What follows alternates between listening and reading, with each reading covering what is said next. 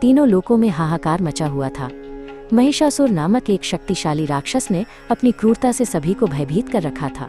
वो इतना अहंकारी हो गया था कि उसने स्वर्ग पर भी आक्रमण कर दिया, देवताओं को उनके स्थानों से हटा दिया। देवता, ऋषि, मुनि और मनुष्य सब उसकी क्रूरता से परेशान थे। सभी देवता ब्रह्मा, विष्णु और महेश के पास गए और उनसे मदद की गुहार लगाई। उन्होंने महिषासुर के अत्याचारों को समाप्त करने का उपाय पूछा। देवताओं की पीड़ा सुनकर तीनों देवों के मुख पर चिंता की गहरी लकीरें खिंच गईं। तब तीनों देवों ने अपनी शक्तियों को एक साथ मिला दिया। भगवान शिव के क्रोध से, विष्णु की शक्ति से और ब्रह्मा की बुद्धि से एक अद्भुत देवी का जन्म हुआ।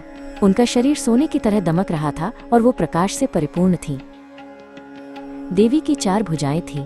उनके दाहिने हाथों में त्रिशूल और तलवार थी, जबकि बाएं हाथों में कमल का फूल और अभय मुद्रा थी। उनका रूप इतना भव्य था कि सभी देवता उन्हें देखकर मंत्रमुग्ध हो गए। सभी देवताओं ने उन्हें अपने अपने अस्त्र शस्त्र भेंट किए। भगवान शिव ने उन्हें त्रिशूल दिया, विष्णु ने चक्र और इंद्र ने वज्र, अग्निदेव ने उन्हें अग्निबाण दिए और वायुदेव ने उन्हें एक शक्तिशाली धनुष भेंट किया। देवी ने एक शक्तिशाली शेर को अपना वाहन बनाया, जो उनकी शक्ति का प्रतीक था। देवी ने एक भयंकर गर्जना की, जिससे तीनों लोग कांप उठे। ये गर्जना इतनी शक्तिशाली थी कि समुद्र में लहरें उठने लगी और पहाड़ हिलने लगे। महिषासुर ने जब ये गर्जना सुनी तो वो क्रोधित होकर देवी की ओर बढ़ा, अपने अहंकार में चूर। देवी और महिषासुर के बीच एक भयंकर युद्ध छिड़ गया। महिषासुर ने अपनी विशाल सेना के साथ देवी पर आक्रमण किया, लेकिन देवी ने अकेले ही सभी को परास्त कर दिया। उन्होंने अपने अस्त्रों से महिषासुर की सेना को तितर-बितर कर दिया। महिषासुर ने अपनी मायावी शक्तियों का प्रयोग किया। उसने कभी भैंस का रूप धारण किया तो कभी शेर का और कभी हाथी का, लेकिन देवी ने हर बार उसके रूप को पहचान लिया और उसे अपनी तलवार से घायल कर दिया। जब महिषासुर अपने मूल रूप में आया तो देवी ने उसे अंतिम प्रहार करने का निश्चय किया। उन्होंने अपने त्रिशूल से महिषासुर की छाती पर वार किया और अपनी तलवार से उसका सिर धड़ से अलग कर दिया। महिषासुर का वध करने के बाद तीनों लोकों में शांति और खुशी लौट आई। सभी देवताओं और ऋषि मुनियों ने देवी की जय जयकार की और उन्हें महिषासुर मर्दिनी के नाम से पुकारा, जिसका अर्थ है महिषासुर का वध करने वाली। बहुत समय पहले कात्यायन ऋषि ने देवी को अपनी पुत्री के रूप में पाने के लिए कठोर तपस्या की थी। उनकी तपस्या से प्रसन्न होकर देवी ने उनके घर जन्म लिया। इसी कारण से देवी का नाम कात्यायनी पड़ा।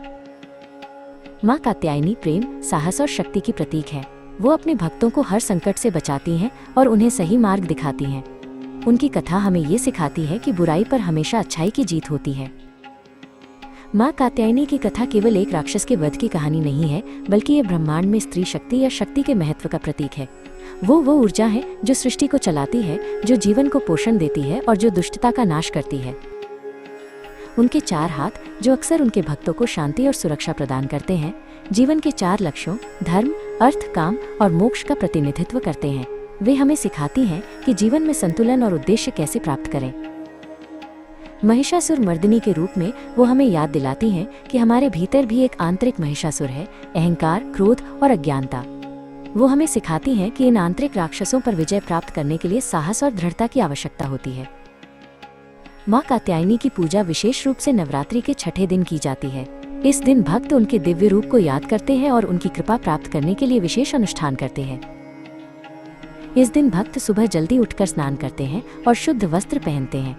वे एक वेदी पर देवी की मूर्ति या तस्वीर स्थापित करते हैं और उसे लाल फूलों और मालाओं से सजाते हैं। पूजा के दौरान देवी को शहद का भोग लगाया जाता है।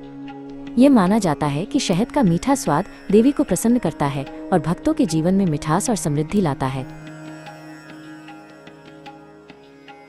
भक्त ओम देवी कात्यायन्ये नमः जैसे मंत्रों का जाप करते हैं और देवी की स्तुति में भजन गाते हैं। इन मंत्रों का जाप करने से मन शांत होता है और आध्यात्मिक शक्ति बढ़ती है। माना जाता है कि माँ कात्यायनी की पूजा करने से अविवाहित लड़कियों को मनचाहा वर मिलता है। वे अपनी शादी में आने वाली बाधाओं को दूर करने के लिए देवी से प्रार्थना करती हैं। विवाहित महिलाएं भी सुखद वैवाहिक जीवन और अपने परिवार की भलाई के लिए माँ कात्यायनी की पूजा करती हैं। वो उन्हें अपने रिश्तों में प्रेम और सद्भाव बनाए रखने की शक्ति देती हैं। माँ कात्यायनी की पूजा केवल एक धार्मिक अनुष्ठान नहीं है, बल्कि ये अपने आप को जानने और अपनी आंतरिक शक्ति को जगाने का एक तरीका है। ये हमें सिखाती है कि हम सभी में बुराई पर विजय प्राप्त करने की क्षमता है।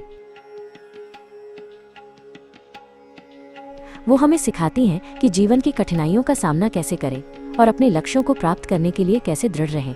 उनकी कथा हमें याद दिलाती है कि जब हम सच्चाई और न्याय के लिए खड़े होते हैं तो हम अकेले नहीं होते। माँ कात्यायनी, ऋषि कात्यायन की पुत्री और महिषासुर मर्दिनी वो शक्ति हैं जो हमें अंधकार से प्रकाश की ओर ले जाती हैं। वो हमें सिखाती हैं कि प्रेम और साहस से हम किसी भी चुनौती पर विजय प्राप्त कर सकते हैं। तो आइए हम सब माँ कात्यायनी की जय जयकार करें और उनके दिखाए गए मार्ग पर चलें। उनकी कथा हमें हमेशा याद दिलाती रहेगी कि बुराई पर अच्छाई की, अहंकार पर विनम्रता की और अंधकार पर प्रकाश की जीत हमेशा होती है।